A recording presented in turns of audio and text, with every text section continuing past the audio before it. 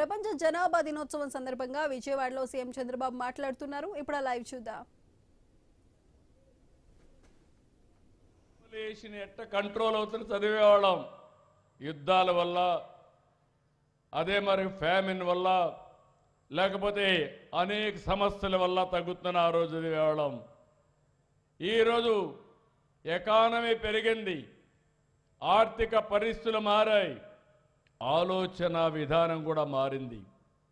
ఈరోజు మన గ్రామాలు చూస్తున్నా, ఉండేవాళ్ళు కొంతమంది హైదరాబాద్కి వెళ్ళిపోతున్నారు, కొంతమంది అమెరికాకి వెళ్ళిపోతున్నారు, కొంతమంది విదేశాలకు వెళ్ళిపోతున్నారు.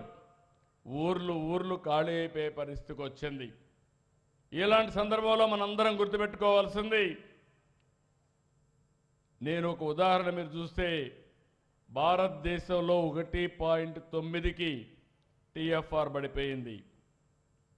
70 ఓట్లో 5.12 ఉండేది.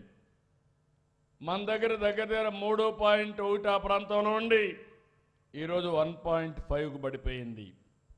రాష్ట్రంలో అర్బన్ ఏరియాలు అయితే ఇంకా బాగా తగ్గిపోయింది.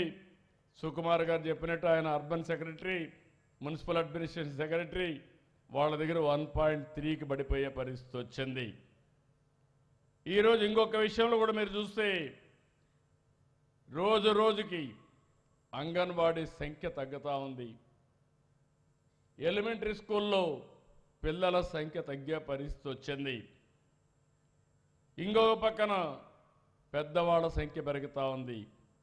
15-59 వయసున్న వారి సంఖ్య 66.4% పెరిగింది. 60 సంవత్సరాల కంటే పైబడిన వాళ్ళ సంఖ్య 9.7% ఉంది. ఇవన్నీ కూడా ఇంకొక పక్కన చూస్తే 100 మంది జనాభాలో 89 మంది పిల్లలు మొదటి రెండో సంతానంగా జన్మించిన పిల్లలే. ఇవన్నిటికి కూడా కారణం పిల్లలను చూసుకునే వాళ్ళు లేరనుకోవడం. నేను కడపలో చూశాను, కడప బెటర్గా ఉంది. ఆంధ్రప్రదేశ్లో ఫెర్టిలిటీ రేటు కడపలో 1.99% ఉంటే, విశాఖ బాగా డెవలప్ అయిందనుకుంటే 1.32కు పడిపోయింది. రేపు రాబోయే రోజుల్లో విశాఖలో ఉద్యోగాలు మైగ్రేషన్ కడప నుంచి రావాలి, లేకపోతే ఈ సమస్య వచ్చే పరిస్థితి వస్తుంది. ఇంకొక పక్కన మీరు ఒకసారి ఆలోచిస్తే, మన 2011 జనాభా లెక్కల ప్రకారం ఆంధ్రప్రదేశ్లో 10వ స్థానంలో ఉంది, విస్తీర్ణంలో 7వ స్థానంలో ఉన్నాం. అంటే డెన్సిటీ ఆఫ్ పాపులేషన్ మీరు చూస్తే చాలా డిఫరెన్స్ వచ్చే పరిస్థితికి వచ్చింది. ఇవన్నీ మనం చూసినప్పుడు ఈరోజు మనలో కూడా ఒక చైతన్యం రావాలి. మళ్ళీ చెప్తున్నా, ఈరోజు చరిత్ర తిరగా రాసే రోజు. అదే పిల్లలే సంపద, ఇదే ఈ ప్రభుత్వం యొక్క విధానం అని మరొక్కసారి మీ అందరికీ విజ్ఞప్తి చేస్తున్నా. ఆర్థిక ప్రగతి నాకు ఏమాత్రం అనుమానం లేదు. అనేక సంక్షేమ కార్యక్రమాలు ఇస్తున్నాం. వెల్ఫేర్ డిపార్ట్మెంట్లన్నీ కూడా స్ట్రీమ్లైన్ చేశాం. ఇంకో పక్క డాక్టరా ఉమెన్ని ఎక్కడికక్కడ ఎంఎస్ఎంఈలు పెట్టి పారిశ్రామికవేత్తలు కూడా చేయడానికి ముందుకు పోతున్నాం.